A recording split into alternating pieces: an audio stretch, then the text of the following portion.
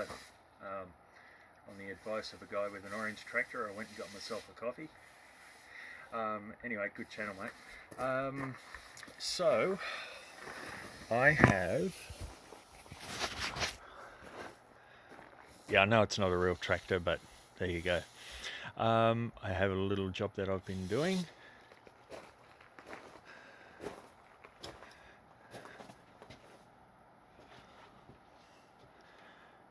This is a K46 tough torque transmission. Now there's nothing actually wrong with this, but after reading up a little bit on this, we bought this 10-year-old Husqvarna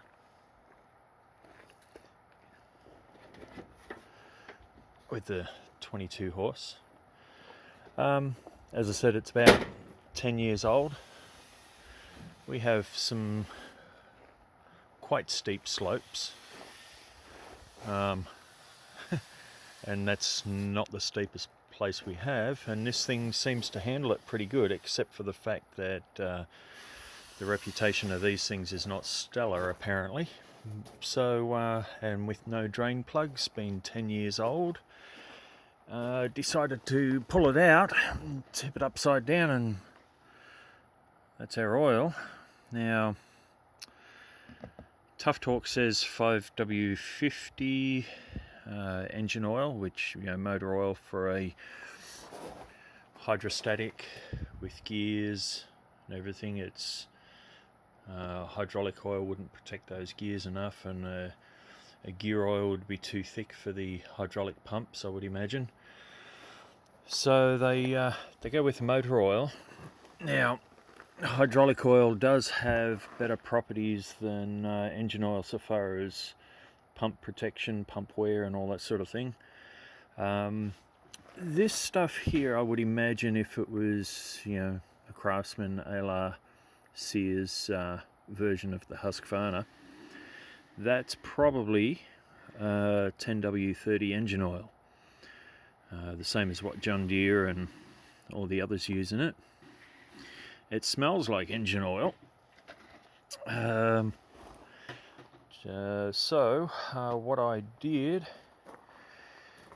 is,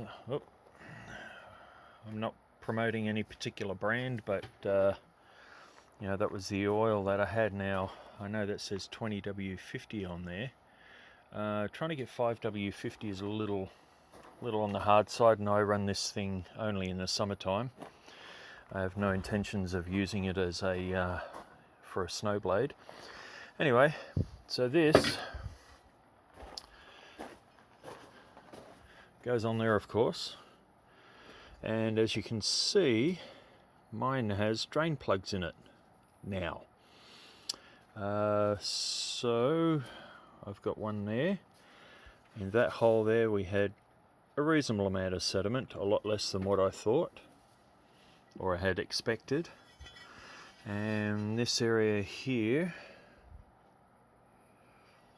is where the differential sits, and there's a magnet there. And there's also on the pump and motor, that's the motor, the pump is underneath down in there. There's two magnets here. I loosened that bolt off, moved the bracket aside, and was able to get those two magnets out and clean them up. They actually weren't too bad at all. The filter, I haven't actually cleaned the filter, and I don't think I'll have to worry about it.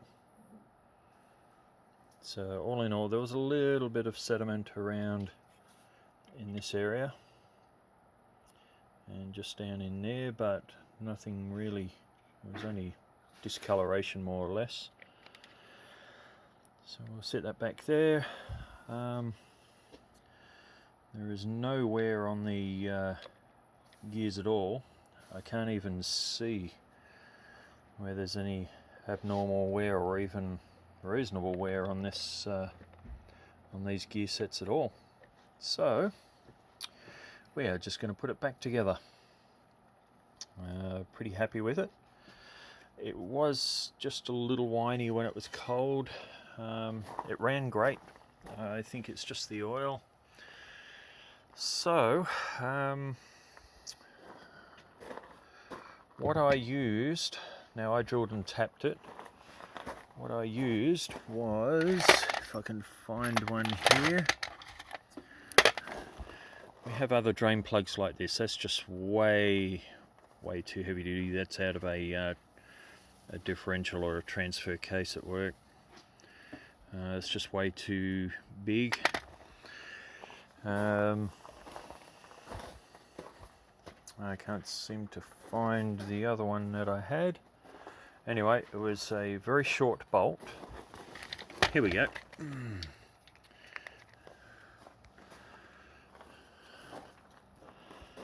Just a very short bolt, only about a ½ inch long in the thread. It's a M10 by 1.25 thread. Now there's a little taper just at the base of the thread there before the head. That didn't worry me because I've used, let's see if we can get a look at this. You can't quite see it. Anyway, there's a, you can kind of, there you go. There's a copper washer in there. So, which I would replace every time I would service it. So apparently, there you go. Service intervals, I think, from a couple of the forums, are 50 hours on the first change and 200 hours thereafter. This mower does not have an hour meter.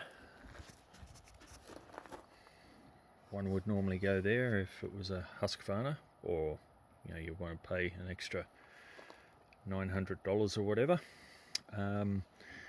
Has the manual engaged, that just runs down to a belt tensioner on the deck, so that works pretty good. At this point I've got this all cleaned up, silicone all around through here, clean that all out. There's two chambers. There's a bit of oil that sits in up in here for the differential gears, and a separate chamber that you fill up in two directions, with the filler plug underneath the back down in there. There's a where you fill it up with the breather. That's the breather cap and magnet that goes in that way, and then the filler cap goes on top. Here's the transmission fan. You need to pull your battery out occasionally and have a look down on top of this. This fills up full of grass and dirt. You need to clean that out every probably a couple of times during the summer, depending on how dusty your conditions are. And that's the battery tray, of course. So at this stage I will put this back together and do another video and show you where I ended up.